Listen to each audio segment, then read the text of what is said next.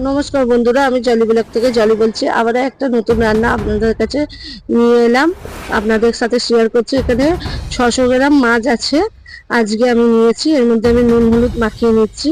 সাধারণত সবাই বানায়, কিন্তু আমি আমার পদ্ধতিতে বানিয়েছি, সেটাই আপনাদেরকে দেখালাম। তো এখানে একটু লঙ্কা গুঁড়ো দিয়ে নুন হলুদ দিয়ে ভালো করে মাখিয়ে নিচ্ছি। আর এই রান্নাটা আমি সর্ষের তেলে করব।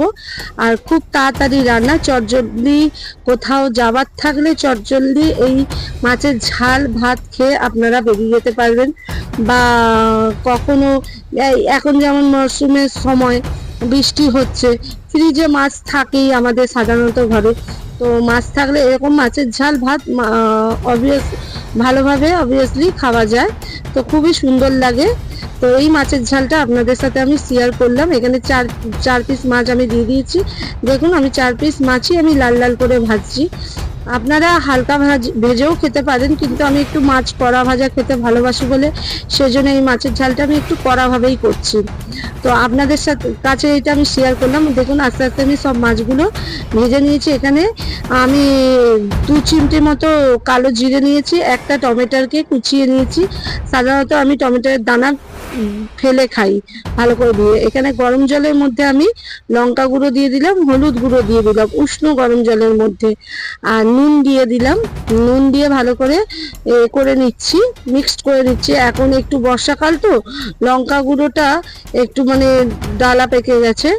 তো দেখুন, এখানে আমি সর্ষে পাউডারটা দিলাম। এই সর্ষে পাউডারটা গরম জলে দিয়ে করলে তেতো ভাব লাগে না।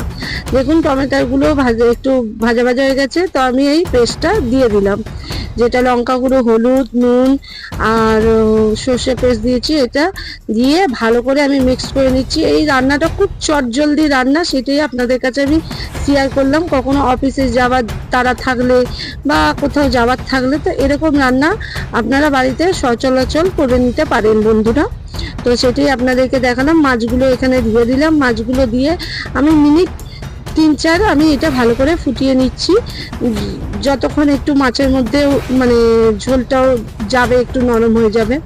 তো দিয়ে এর উপর দিয়ে আমি এবার ধনে পাতাটা দিয়ে দিচ্ছি। দেখুন, যদি আপনাদের এই রান্নাটা ভালো লেগে থাকে বন্ধুরা, তাহলে লাইক করবেন, সাবস্ক্রাইব করবেন।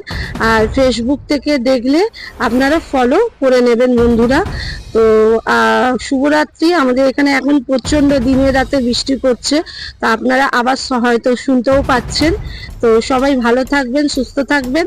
আবারও আমি পরে একটা রান্না নিয়ে আপনাদের কাছে উপস্থিত হব। যদি ভালো লেগে থাকে আপনারা আমার পাশে থাকবেন। নমস্কার।